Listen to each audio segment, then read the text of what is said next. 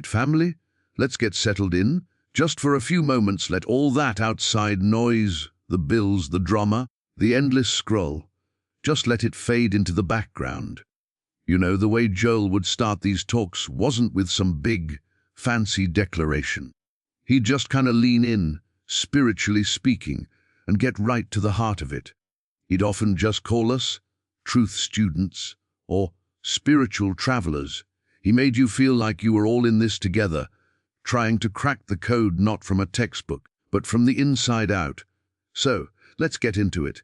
What if I told you that the biggest glow up of your entire life has absolutely nothing to do with your job, your bank account, or your social media feed? What if the whole entire game, this search for peace, for purpose, for feeling whole, is based on a massive mix-up? We're out here looking for the answers in all the wrong places when the real deal, the ultimate power, has been parked inside us the whole time. We're just asleep to it. We're about to dive deep into what it looks like when you finally stop hitting snooze on your own life. When you wake up to that Christ consciousness, not as some ancient, far-off story, but as the raw, operational truth of your own being, right here, right now. This ain't about joining a new club or learning some secret handshake. This is about your entire reality doing a complete 180. So, if you're ready to find out what happens when the real you wakes up, you're going to want to stick around for this. And if this hits home for you, do us a solid. Drop a 777 in the comments if this message is resonating with you. Smash that like button and subscribe to the channel. It lets the algorithm know we're onto something real here, and it helps this journey continue for all of us. Let's get into it. When the real you wakes up. All right, so let's break down this first massive piece. The setup is a lie. Now, what in the world does that mean? From the moment we're kids, we get handed a playbook for life. We're told, go to school, get a good job, find a partner, buy a house, save for retirement. And look, there's nothing inherently wrong with any of those things. But we've been sold a bill of goods that says our peace, our security, our ultimate satisfaction is going to be found by checking off every single box on that outside list. We're running this endless race, thinking that the next accomplishment, the next possession, the next relationship is finally going to be the thing that makes us feel whole, complete. But it never does it? It's like drinking salt water when you're thirsty. It might feel like it's helping for a second, but it just leaves you even more parched than before. The world's setup is designed to keep you looking outside yourself for the answer. It's a rigged game, because the prize isn't out there, and this is especially profound for my family in their later years. You've spent a lifetime building, providing, and doing. You've followed the script, and maybe you've reached a point where you're looking back and thinking, is this all there was to it? The world might try to tell you that your best years are behind you, that your value has diminished because you're not in the same rat race. But I'm here to tell you that the world's setup for your age is just as much of a lie as its setup for your youth. That feeling of, is this it? Isn't a sign of failure, it's a spiritual alarm clock. It's the universe nudging you, telling you that you've been searching in the wrong direction your whole life. You've been looking for a reflection in a broken mirror. All that striving, all that effort, it was you trying to find an external source for an internal state of being. The peace you were looking for in a peaceful situation, the security you sought in a bank account, the love you hoped to find in another person, it was always a pointer to something within you that can't be found in the outer realm. This awakening isn't about dismissing your life's experiences. It's about recontextualizing all of it. Every triumph, every heartbreak, every single moment was part of the journey that has led you right here to this precipice of understanding that the external setup was never the source. It was the training ground, but the treasure was always buried on the inside of your own being. You weren't failing at the game. You were just beginning to realize the game itself was an illusion, a shadow play designed to eventually lead you back to the one and only source of light, which is your own Christ nature. This is the moment where you get to trade the exhaustion of the search for the rest of simply abiding in what you always were. What you always were. So if the treasure isn't out there in the world's broken setup, where is it? This brings us to the second cornerstone of this awakening. The kingdom is an inside job. Let's be brutally honest with ourselves for a minute. We have spent a lifetime, maybe multiple decades, treating our own inner being like a tenant treats a rundown apartment. We complain about the plumbing, we curse the leaky roof, but we never once consider that we are, in fact, the owner of the whole building and have the full authority and power to rebuild it from the foundation up. We've been begging for scraps from the world's table when we have a full banquet laid out in the very core of our being, and we've just been refusing to turn around and see it. This inner kingdom isn't some soft, fluffy concept. It is the raw, operational command center of your entire reality. It is the seat of a power that makes the forces of the world look like a child's toy. When you begin to touch this, you are not becoming positive. You are plugging into the mainframe. You are accessing the very substance that the visible world is made of. This is why the mystics and masters through the ages have said, "Be still and know." They weren't suggesting a relaxation technique. They were giving you the direct access code. In that stillness, the static of the world fades and the signal of the kingdom comes in loud and clear. And for those of you who have known pain, who have carried wounds that feel like they are carved into your very bones, this is your liberation. Healing is not a process of a broken thing slowly getting patched up. True healing is the sudden, thunderous realization that you were never broken to begin with. The wound, the sickness, the fear, they are intruders that have been squatting in the mansion of your soul, and they only have the power you gave them by believing they were part of the structure. The moment you recognize your identity as the king or queen of this inner domain, you evict them. It is not a negotiation, it is a decree. This is the ultimate shift from being a victim of circumstance to the master of your destiny.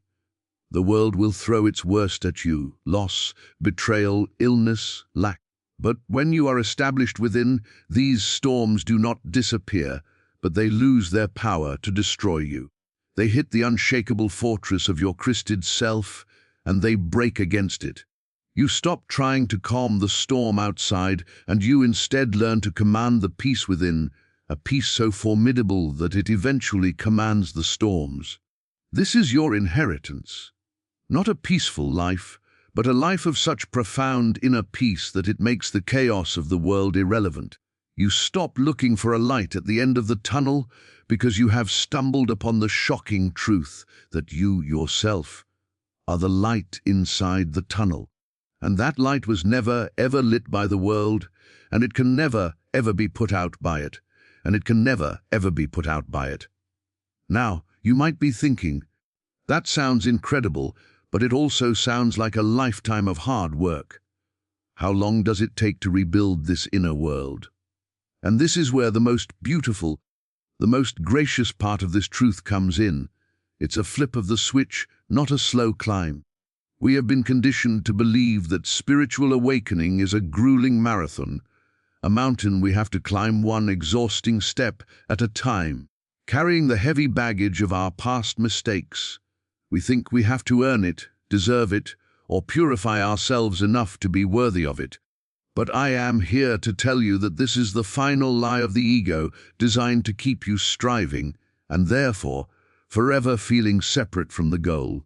The awakening to your Christ nature is not something you build. It is something you are recognizing. It is not an achievement, it is a remembrance. It is the sudden, breathtaking moment when you stop trying to become spiritual and simply realize that you are spirit right here, right now.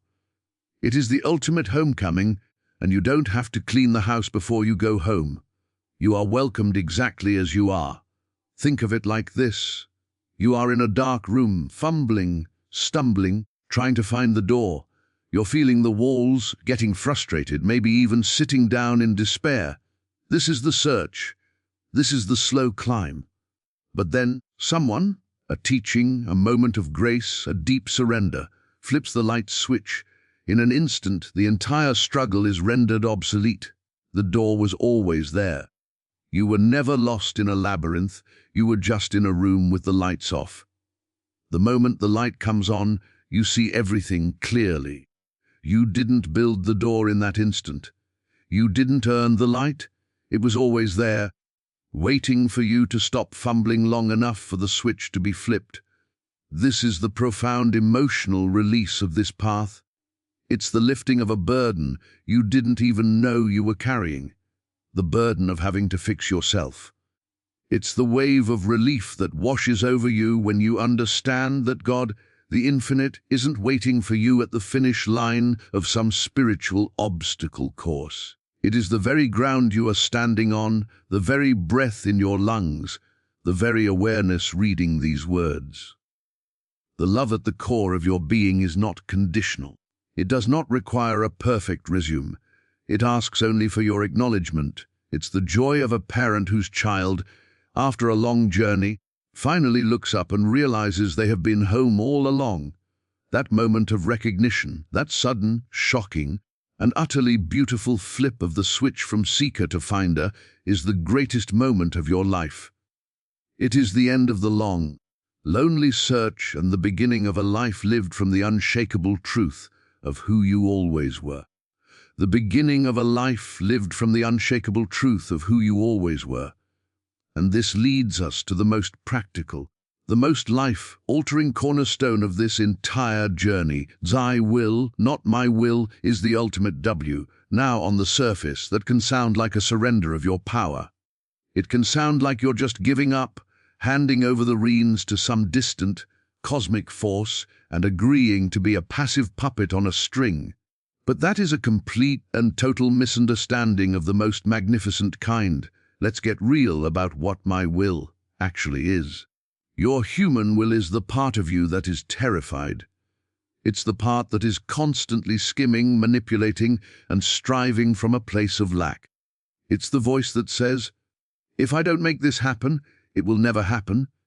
It's the engine of anxiety, the source of all your exhaustion. Your will is based on a tiny, limited fragment of information. What you can see, what you can remember, what you can fear.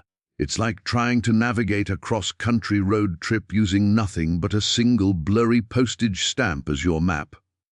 You are going to get lost. You are going to run out of gas. You are going to be stressed the entire time. To surrender, my will, is not to become weak. It is to fire an incompetent manager who was running your life into the ground. It is the greatest act of self-care and intelligent power you will ever perform. You are not handing your life over to a stranger. You are handing the management of your life back to its original, divine owner. The very Christ consciousness that is your true self. You are trading in your postage stamp for the most advanced, real-time GPS system in the universe, one that knows every traffic jam, every beautiful scenic route, and your final, glorious destination all at once. This is where the magic happens. This is where you stop pushing the river and start flowing with it. You begin to move through life with a sense of being guided, carried, and provided for. Synchronicities become your new normal. Doors you didn't even know existed swing open. The right people appear at the right time. It's not that your life becomes perfect, it's that a profound, unshakable trust enters the picture. You start to understand that every event, every person, every seeming obstacle is a perfectly placed instrument in the symphony of your awakening. You stop fighting the current and learn to let it carry you, but in that surrender, you find a power that is not your own, but is now fully operational as you. Your only job is to get your little, egoic will out of the driver's seat and consent to the journey. You are not losing control. You are, for the first time, plugging into the only kind of control that was ever real. The only kind of control that was ever real. And this brings us to the natural and truly breathtaking Outcome of this entire inner shift, the world gets remade from the inside out. This is perhaps the most misunderstood part of the journey. We think that by changing our consciousness, we are somehow abandoning the world, retreating into a blissful bubble while chaos reigns outside. Nothing could be further from the truth. What actually happens is that you become a clear, clean conduit for the divine to enter the visible realm. You don't ignore the world, you become the means through which the world is redeemed and transformed. Think of it like this. You have been looking at your life through a dirty, smudged, and cracked window. The world outside appears distorted, threatening, and broken. Your entire life has been spent trying to clean up the yard outside, trimming bushes and painting fences, all while staring through this filthy pane of glass. No matter how much you fix out there, the view is still distorted, and you remain frustrated. The awakening to Christ consciousness is the moment you finally turn your attention to the window itself. You clean it, you repair the cracks, you restore its pristine clarity, and the moment you do, a miracle seems to occur. The entire world outside is suddenly transformed. It looks new, vibrant, and full of light. Did the world change? Or did the lens through which you were perceiving it become whole? This is the great secret. The poverty, the conflict, the sickness you perceive out there are first and foremost states of consciousness. They are the external projections of an internal sense of lack, separation, and fear. When your internal landscape is healed and unified, when you are established in the kingdom within, you stop projecting that broken reality. Your very presence, now anchored in wholeness, becomes a healing force in the universe.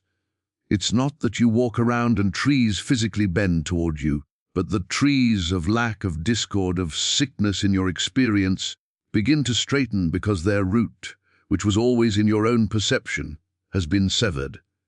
You become a silent blessing. Your renewed mind, now in alignment with the divine mind, doesn't see a sick person, it sees the perfect spiritual idea of man, and that recognition has a healing power. It doesn't see an impossible situation, it sees an opportunity for the infinite to express its own solution. You are no longer trying to drag a broken world up to your level. You are holding the unshakable knowledge of its inherent perfection, and that knowledge, held in your consciousness, is the most potent creative force in the cosmos. The world you live in will begin to reorganize itself, person by person, situation by situation, to reflect the harmony and abundance you have first discovered within your own soul. The light you have uncovered doesn't just illuminate your own path, it inevitably, and without any forced effort, begins to cast out the shadows all around you. It inevitably, and without any forced effort, begins to cast out the shadows all around you. And this leads us to the final and most personal revelation. You don't get a new life, you get a new you. This is the ultimate twist, the one that ties this entire journey together. We spend so much of our time praying for our circumstances to change. We want a new set of cards, a different hand to play. We beg for the outer situation to shift, believing that if it would just change, then we would finally be happy. We would finally be at peace. But that is putting the cart before the horse in the most profound way. The outer world is not the cause of your experience, it is the effect. It is the projection, the living photograph of the inner you that you believe yourself to be. Trying to fix the projection without changing the film is an exercise in utter futility. It's like being in a movie theater, seeing a frightening image on the screen and running up to the screen to try and paint over it. The moment the film rolls forward, the same scary image, or another just like it, will reappear. The only permanent solution is to leave the screen alone and change the film in the projector. Your consciousness is that projector.